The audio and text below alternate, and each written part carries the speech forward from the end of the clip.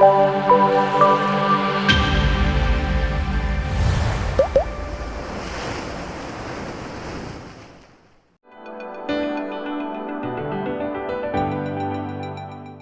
경북대학교 식품공학부에서 식품 천연물화학 전공을 하면서 주로는 그 천연물, 이제 식품에 들어있는 천연물을 연구를 함으로써 새로운 건강기능식품을 개발을 하는 연구를 하고 있습니다. 저는 학부는 이제 식품공학과를 나왔는데 이제 제가 더 관심 있는 게 생겨서 대학원에서 해양학 중에서도 이제 바다 생물에 들어있는 화학 물질에 대한 이런 공부를 했었습니다.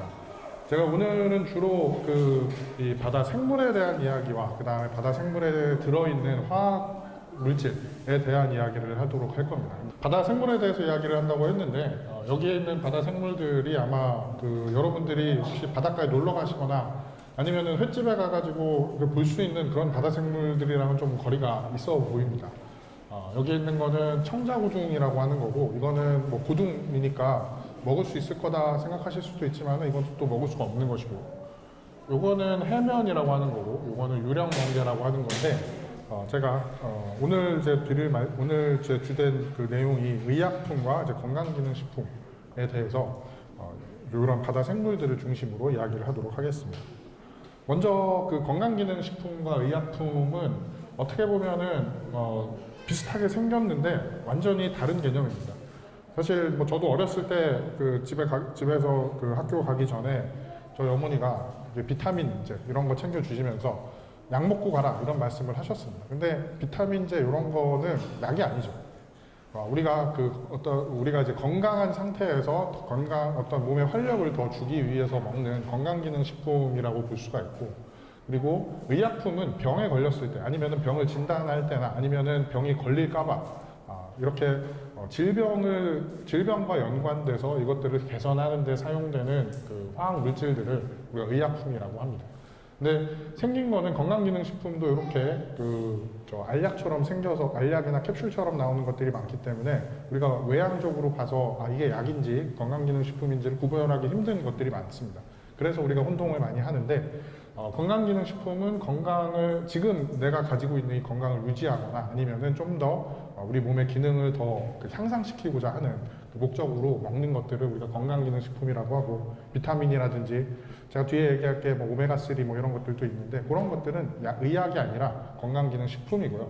또 우리가 병에 걸렸을 때 이걸 치료하려고 먹던지 아니면은 병의 예방 차원에서 먹는 것들, 이런 것들은 우리가 의약품이라고 할 수가 있습니다.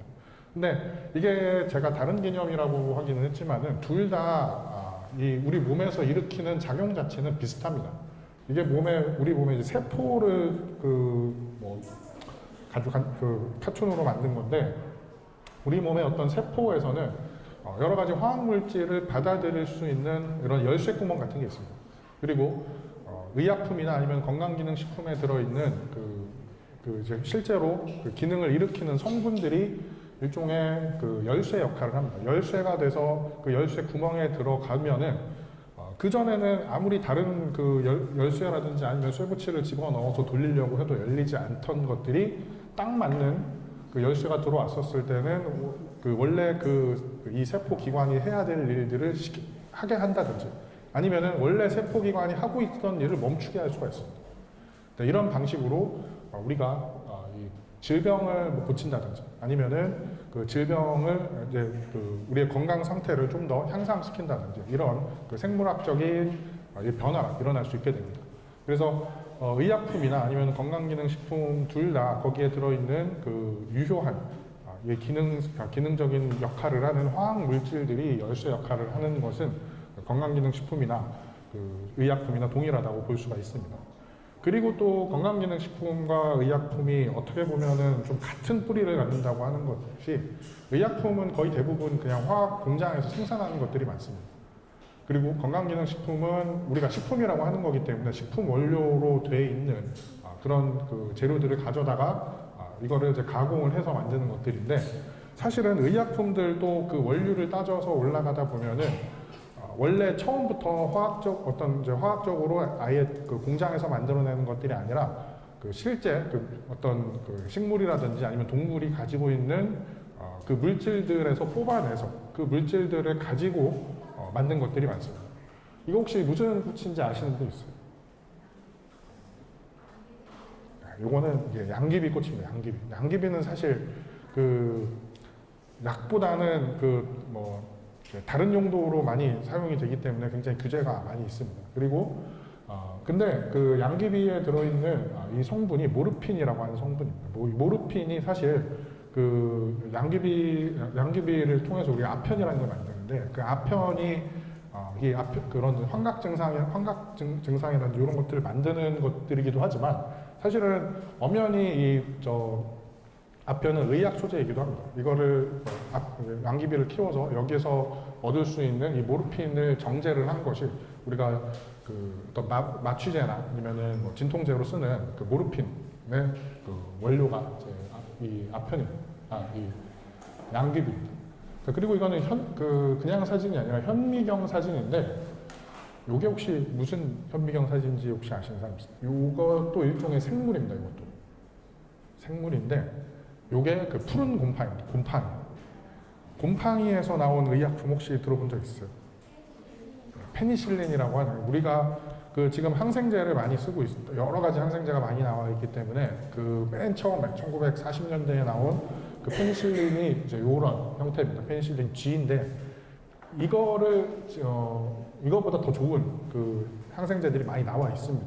근데 처음에 이런 그 미생물이 가지고 있는 이 물질이 항생제로 쓸 수 있다라고 하는 이 개념 자체를 처음 연 거는 이 푸른 곰팡이가 가지고 있는 이 페니실린이라고 하는 그 물질입니다. 그러니까 지금 그 여러 제약회사에서 만들어내는 것들이 실제 그 천연 물질을 추출을 하고 정제한 걸 가지고 의약품을 만드는 게 아주 많지는 않습니다.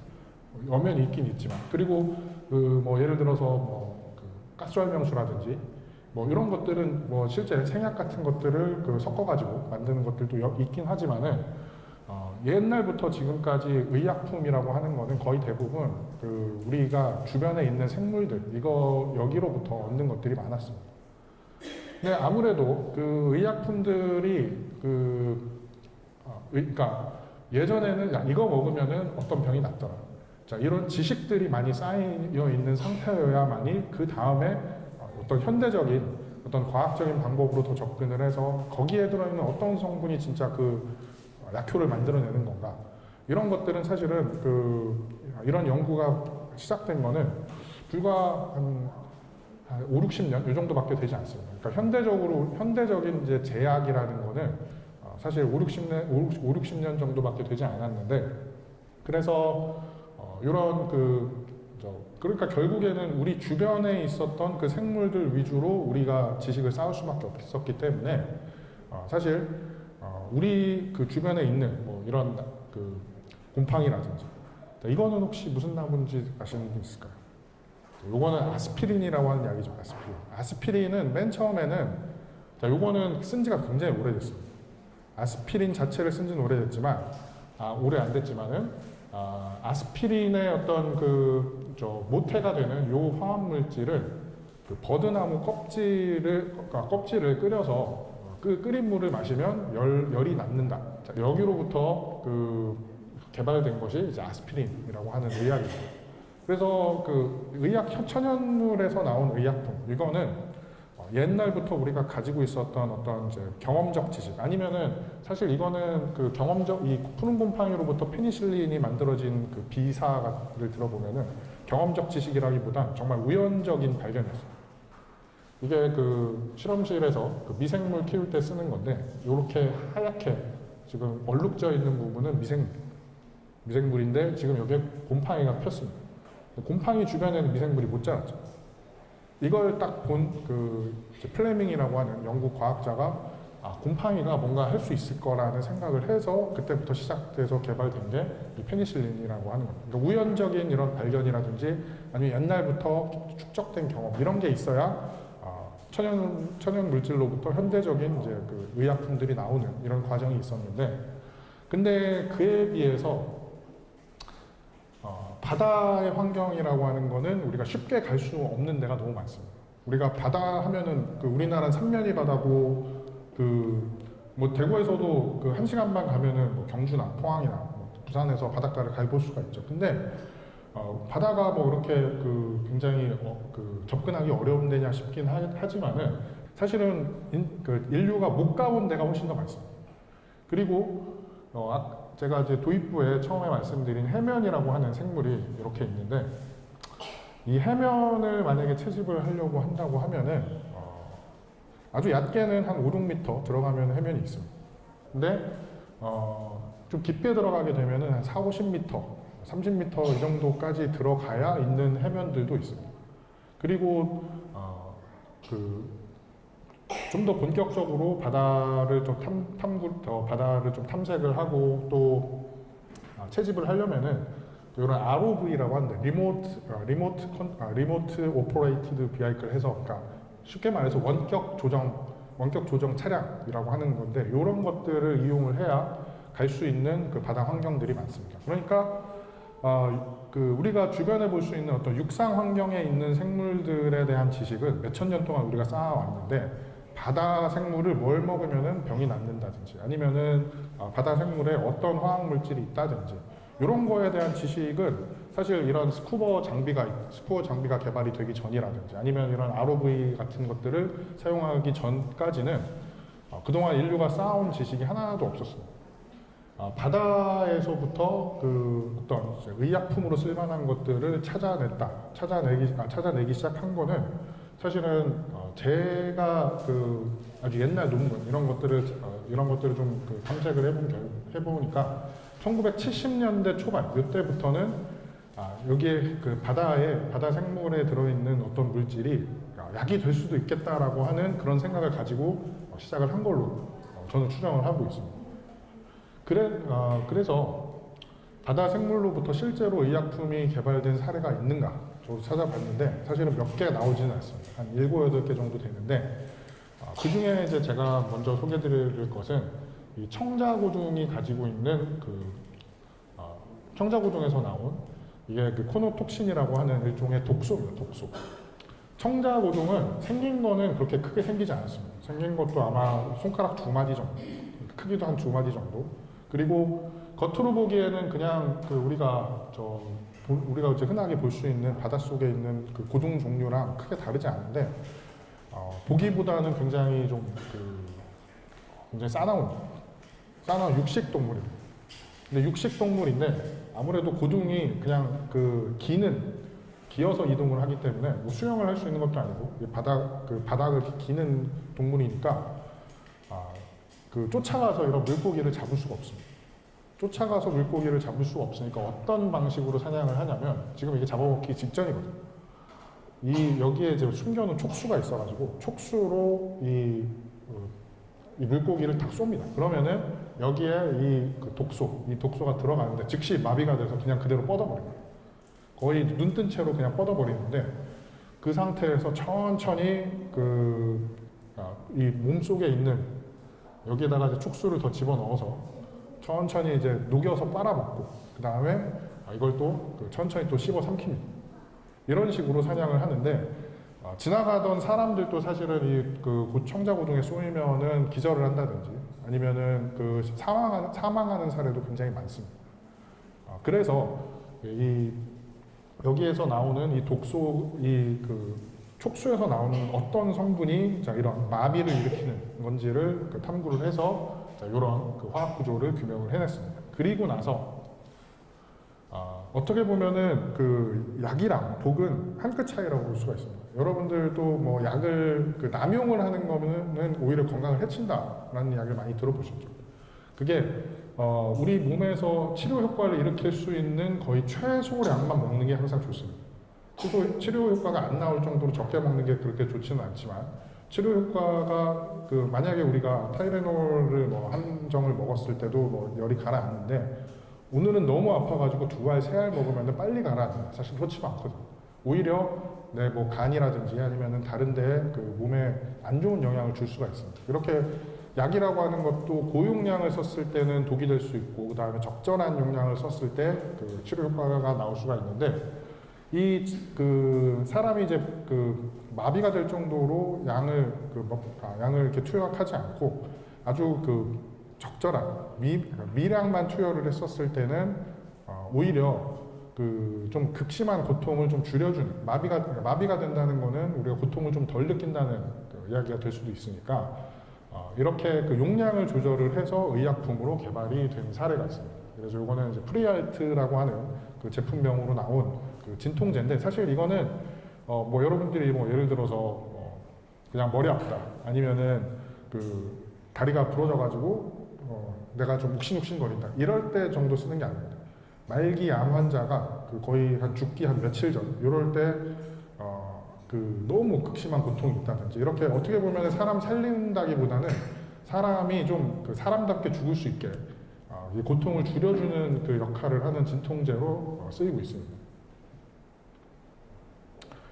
자, 그리고 혹시 제가 앞서서 해면 이야기를 했는데 해면이라고 하는 게 실제로 보신 분들은 많이 없을 것 같습니다. 근데 해면을 바닷속에 들어가서 관찰을 해보면 이렇게 그 약간 몽글몽글한 덩어리가 져 있거나 아니면은 이렇게 약간 독특한 모양을 띠는 경우들도 있어요. 근데 사실 해면이 영어로 뭐냐면 스폰지인데, 근데 스폰지는 아시죠? 해면은 몰라도 스폰지는 아시고, 스폰지는 다들 요거를 생각하실 겁니다. 근데 사실 스폰지 이거를 영어 사전에서 찾아보면은 우리는 사실 이걸 알고 있지만 영어 사전에서 첫 번째 나오는 의미가 요겁니다. 이 생물.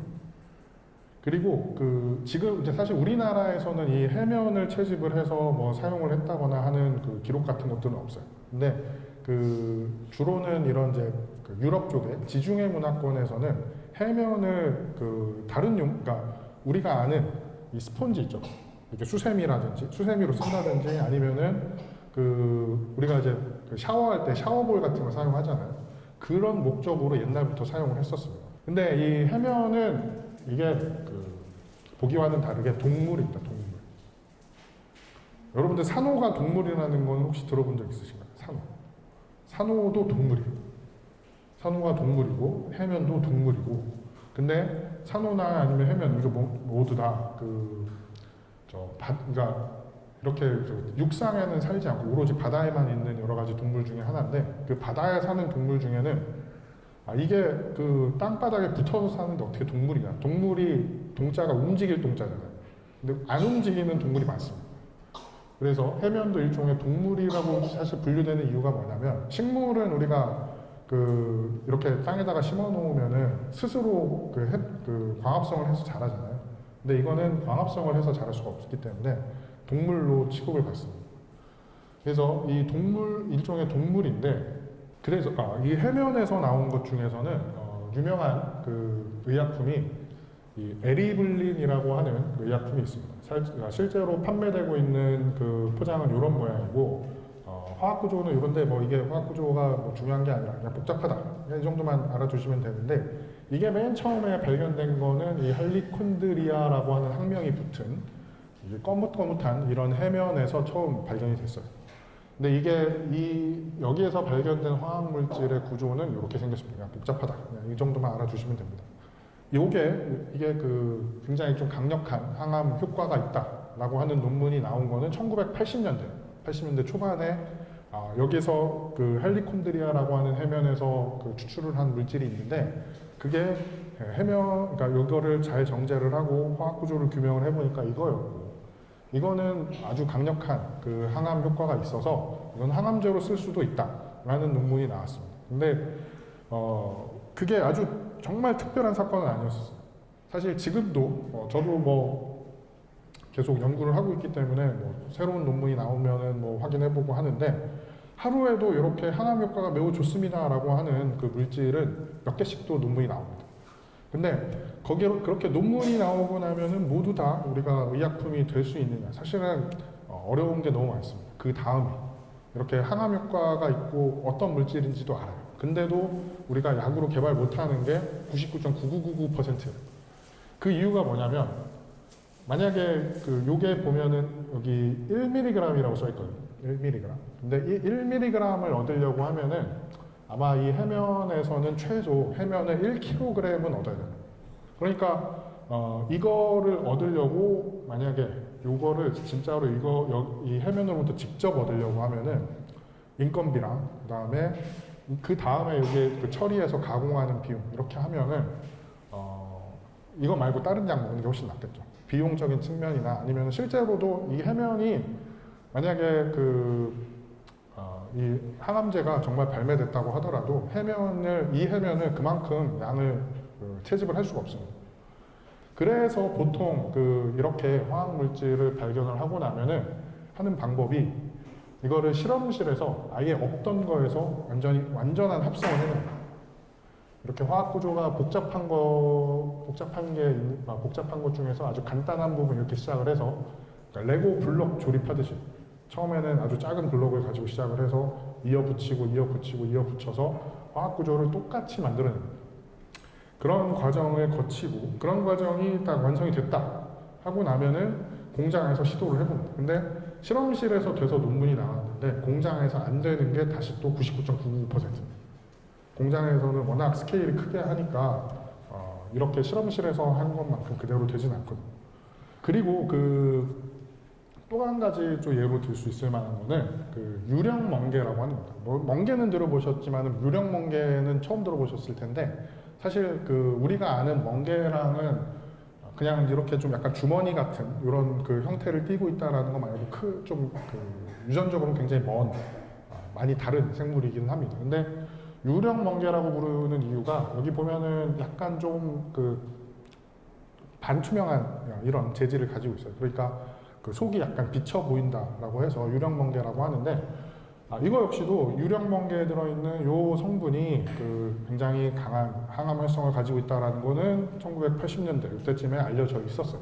근데 이거 역시도 제일 큰 난관이 뭐냐면 어떻게 요거를 똑같이 만들어낼 수 있느냐. 유령 멍게는 이거는 아까 얘기했었던 해면보다도 훨씬 더 잡기도 어렵고 잘 자라지도 않습니다. 그래서 만약에 임상 실험을 한다. 임상 실험을 하려고 해도 많은 물질이 필요하거든요. 많은 양이 필요한데 킬로그램 이 화학 물질, 그러니까 저 생물이 아니라 이 순수한 화학 물질이 거의 킬로그램 단위로 필요한데 임상 실험만 하려고 해도 전 세계에 있는 유령 멍게를 다 잡아도 부족한 정도 수준이었었어요. 그래서 이거는 어떤 방식을 취했냐면 이것도 역시 화학적으로 똑같이 이거를 만들어 보자 라는 시도를 했고 성공도 했어요. 근데 이거는 아까도 얘기했듯이 실험실에서 했다 그래서 공장에서는 그대로 재현 안 되는 게 많다고 했었잖아요. 근데 공장에서는 이거 절대 할 수 없습니다. 완전히 두 손 두 발 다 들어버린 거였었는데 그래도 누군가가 이거를 끊임없이 의약품으로 만들려면은 충분한 생산량을 확보를 해야 되는데 이걸 연구를 했는데 어떤 식으로 했냐 하면은 이거랑 비슷하다고 하기에는 제가 보기엔 비슷한데 비슷해 보이지 않을 수도 있겠지만 이거랑 비슷하게 생긴 요 물질을 찾아냈어요.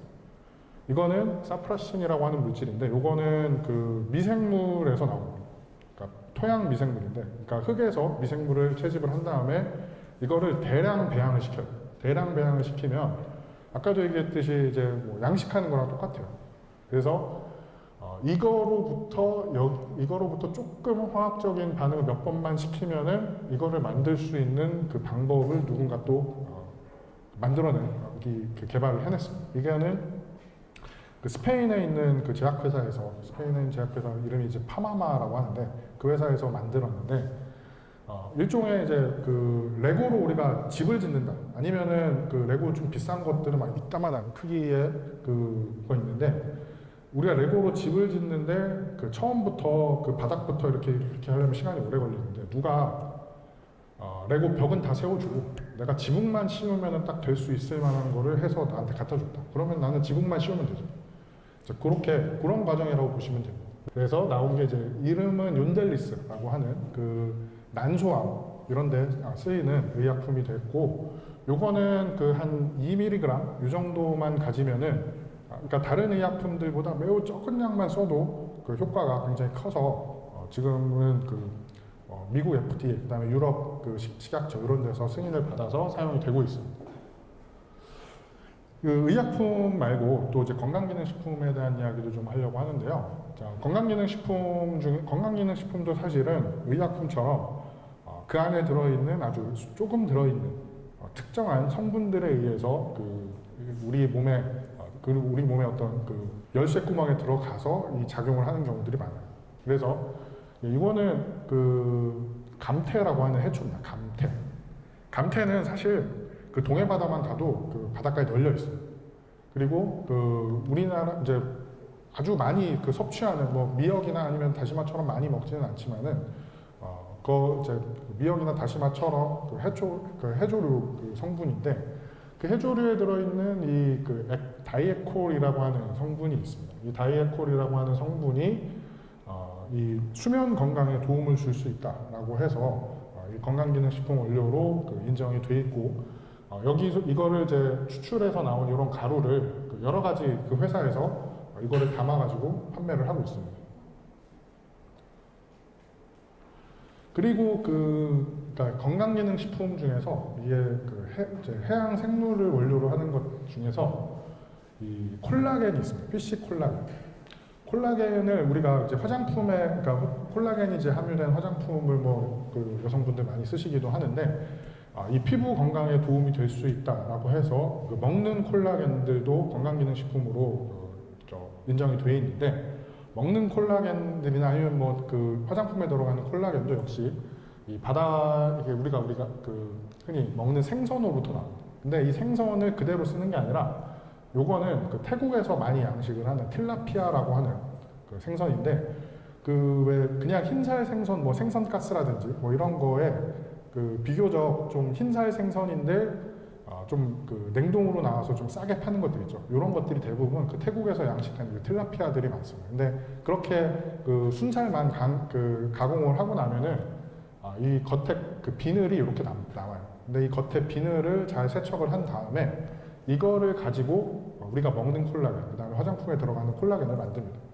근데 콜라겐은 어디에 그러니까 뭐 때문에 우리 피부 건강에 도움이 될 수 있느냐 하면은 이게 젊은 피부, 그 다음에 이게 이제 나이 같은 피부의 어떤 차이를 나타내는 건데 이렇게 좀 길쭉한 이런 실타래처럼 된 게 콜라겐이고 그리고 동그랗게 표시된 거는 엘라스틴이라고 하는 단백질입니다.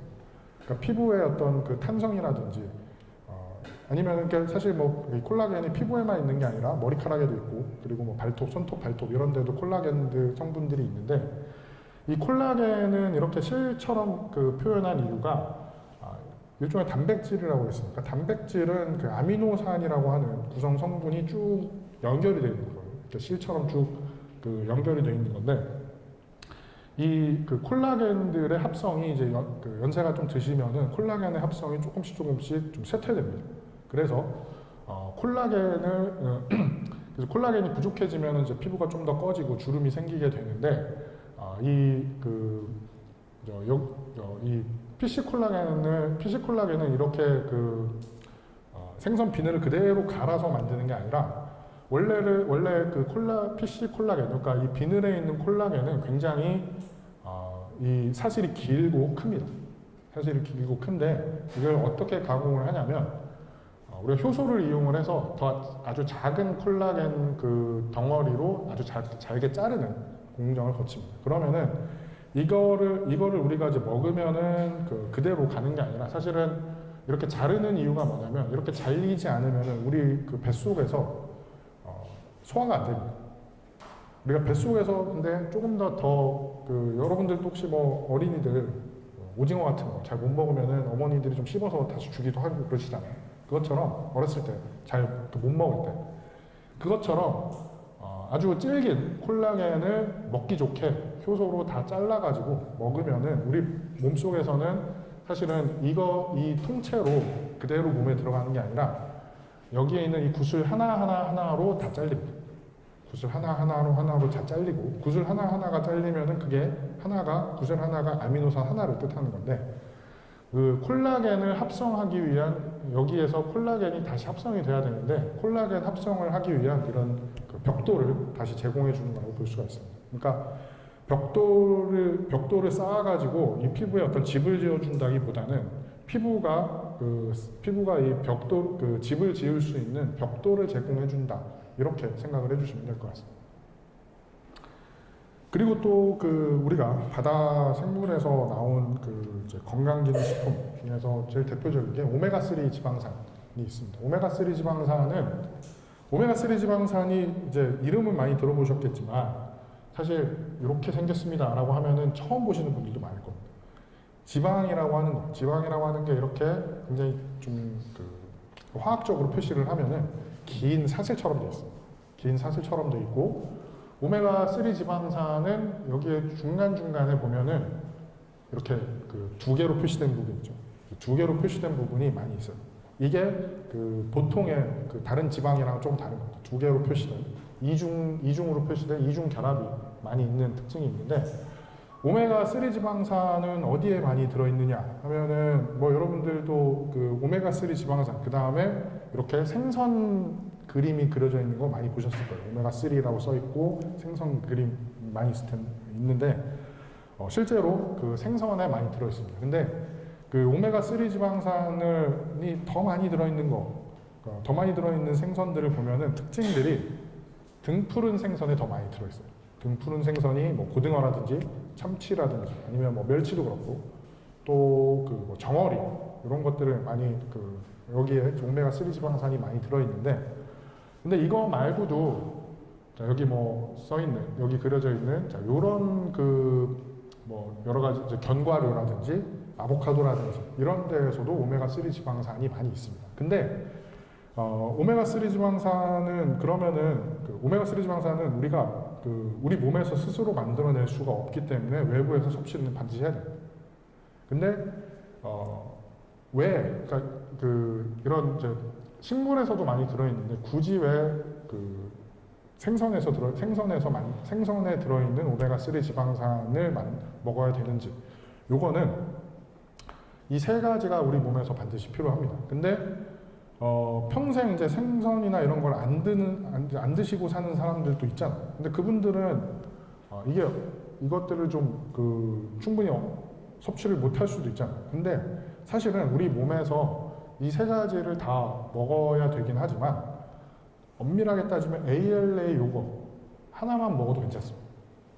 ALA 하나만 먹어도 괜찮은데 그리고 이런 견과류나 아니면은 아보카도 이런 데에는 요 두 가지 ALA 말고 요 두 가지는 함량이 너무 낮아요.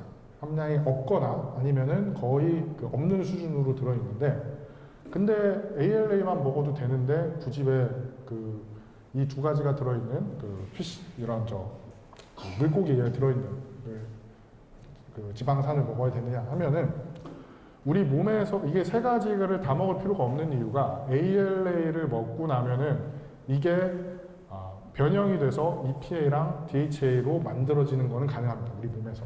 그러니까 이론적으로는 하나만 먹어도 EPA, DHA 요거까지도 다 우리 몸에서 만들 수가 있긴 한데 근데 나이가 들다 보면은 여기에서 이렇게 만들어지는 효율이 굉장히 낮아집니다. 그래서 만약에 지금 그렇게 연세가 많지 않으시다라고 하면은 많이 필요하지 않을 수도 있어요. 요 PCO일 같은 거, 그러니까 물고기에 들어있는 거는 그렇게 많이 필요하지 않을 수 있습니다. 근데 연세가 좀 드셨다라고 하면은 이런 오메가3 지방산, 뭐 이런 EPA와 아니면 DHA 이런 것들이 좀 충분히 들어있는 것도 같이 섭취를 해주는 게 건강에 좋을 수가 있습니다. 그리고 이제 여러 가지 이제 우리가 이제 비타민처럼 꼭 먹어야 되는 거기 때문에 먹기도 해야 되지만 또 이제 나이가 많이 드신 분들이 이제 혈류나 이런 것들에 좀 문제가 혈류나 아니면 콜레스테롤 이런 데 문제가 있으신 분들이 많이 있는데 혈류나 아니면 콜레스테롤을 개선하는 데 도움이 될 수가 있어서 건강에 좀 좋은 건강기능식품이라고 볼 수가 있습니다. 그리고 이걸 만드는 것들은 주로는 자 이거는 정어리는 좀 작죠.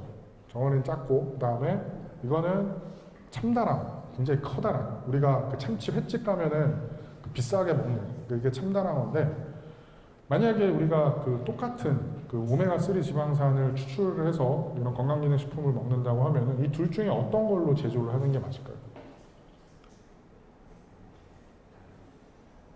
네, 이거는 굉장히 좀 비싸기도 하죠. 비싸고 요거는 싸죠. 근데 이게 싸니까 이걸로 만드는 건 아닙니다. 이게 자, 요거는 먹이 사슬이, 요거는 굉장히 좀 상위 포식자. 그러니까 참치는 이거보다 작은 생선들을 먹고 살죠. 그리고 정어리는 얘네들이 지금 이렇게 몰려다닌다는 것 자체가 굉장히 약하다는 반증. 주로는 이런 이제 커다란 생선한테 잡혀먹지 않으려고 이렇게 몰려서 도망다니는 친구들이니까 주로 얘네들이 먹는 것들이 뭐 좀 채식, 뭐 플랑크톤이라든지 이런 작은 것들이죠. 근데 작은 것일수록 어떤 점이 좋다라기보다는 어떤 특징이 있냐면, 만약 참치를 많이 먹었을 때 우리 건강에 안 좋을 수 있는 거는 혹시 뭐가 들어본 적 있어요? 참치 많이 먹으면 건강에 좋지 않대요. 네? 예, 맞습니다. 수은 같은 중금속이 많아요. 중금속이 많은 이런 이제 생선들의 특징이 뭐냐면, 그러니까 얘보다 작은 물고기들을 많이 잡아먹고 사는 육식동물이라는 거예요. 근데 이렇게 좀 상위 포식자일수록 이미 그러니까 얘가 잡아먹는다고 생각을 하면은 얘도 약간의 중금속이 몸에 있는데 얘가 얘 몸속으로 들어가면은 그대로 쌓이겠죠. 그러니까 이렇게 먹이 사슬에서 상위에 있을수록 점점 그 중금속이 쌓이는 특징들이 있어요. 그러니까 되도록이면은 똑같이 이런 이제 오메가3 지방산을 만든다고 하더라도 멸치나 아니면 정어리 이런 걸 가지고 만드는 게 이런 중금속 이슈 이런 데서 좀 더 자유로울 수가 있을 겁니다. 근데 이것보다도 사실은 요즘에는 이 미세 조류라고 하는데, 이것도 일종의, 그러니까 현미경으로 봐야 될 만큼 아주 작은 식물이에요. 그러니까 풀은 풀인데 일종 풀 같은 건데 현미경으로 봐야 될 만큼 아주 작은 건데, 사실은 얘네들로부터 추출되는 오메가3 지방산이라고 하는 것도 스스로 만들어낸 게 아니에요. 결국에는 다른 얘네들이 먹는 먹이로부터 나오는데 그 먹이의 어떤 원천을 계속 따라가다 보면은 가장 먹이 사슬의 최하층에 있는 이런 미세조류가 나옵니다. 그리고 이 미세조류에 들어있는 이런 지방산들이 여기에 몸에 축적이 돼서 얘네들이 이제 가지고 있게 되는 거죠. 그래서 요즘에는 이 미세조류로부터 오메가3 지방산을 만들어낸, 그러니까 이렇게 제조를 하는 것들도 있습니다. 그래서 오늘 말씀드린 것들을 조금 이제 짧게 정리를 하면은, 청자고등도 원래는 독이지만 이거를 조금 양을 조금 낮춰요. 도즈를 좀 낮추면, 복용량을 낮추면 이게 진통제가 돼요. 그리고 해면도 어떤 화학적인 합성 방법을 통해서 유방암 치료제 이걸 만들 수도 있고, 그리고 감태의 어떤 감태에 들어있는 작은 물질들 이런 것들이 우리 이제 인체의 스위치를 천천히 꺼주는 이런 수면 건강에 도움을 줄 수 있는 것들도 발견을 할 수가 있고, 또 미세조류도 배양을 해서 중금속이 없는 이런 오메가3를 만들 수 있는 기술들이 있습니다. 사실 제가 이런 강연을 하고 나면은 많은 분들이 그러면은 저 해면을 먹으면은 암이 낫습니까? 뭐 이런 식으로 이제 질문을 하시는 분들도 있습니다. 근데 아까도 말씀드렸듯이 생물 자체라기보다는 생물이 가지고 있는 화학 물질, 그리고 화학 물질을 또 변형해서 만든 의약품, 요거 순수한 그런 화학 물질이 효과가 있는 것이지 생물 자체를 먹는다고 해서 어떤 효과가 있는 게 아닙니다. 사실 바다에 있는 생물들은 아직도 뭐가 뭔지 모르는 게 훨씬 많고, 지금까지 알려진 것만 하더라도 육상에 있는 여러 가지 동식물들을 다 합친 생물적인 어떤 다양성, 이거를 몇 배나 더 뛰어넘습니다. 우리가 육상에서 사는 것들은 어쨌든 바다에 붙어 사는데, 사실 저는 이제 제가 스쿠버 다이빙을 해보니까 바다는 아까도 얘기했듯이 아주 이제 땅이랑 붙어 있는 데부터 거의 뭐 10km 밑으로 들어가야 되는 마리아나 해구까지 완전히 3D 환경이에요. 3차원 환경이기 때문에 생물적인 어떤 다양성도 다양한 환경이 많고, 그렇게 다양한 생물이 많이 있으면 그 다양한 생물들이 만들어내는 좀 다채로운 화학 물질들이 있기 때문에 우리가 사실 더 어떻게 더 많은 어떤 연구 어떤 역량을 이 바다에 더 넣을 수 있다고 한다면은 거기로부터 이런 좋은 건강기능 식품이라든지 아니면은 의약품도 많이 나올 수 있을 것 같습니다. 혹시 바다에 가시게 될 때도 바다 생물이 이런 게 있었나 그냥 그 처음 보는 것들이 사실 잘 눈여겨 보시면 처음 보는 것들이 정말 많으실 겁니다. 근데 이걸 너무 이제 그냥 지나쳐 보지 마시고 잘 관찰을 하고 또 요즘에는 제가 핸드폰으로 사진 찍어가지고 AI한테 물어보면 뭔지 다 알려주더라고요. 뭐 그런 호기심을 많이 가지실 수 있으면 좋을 것 같습니다. 네. 끝까지 들어주셔서 감사합니다.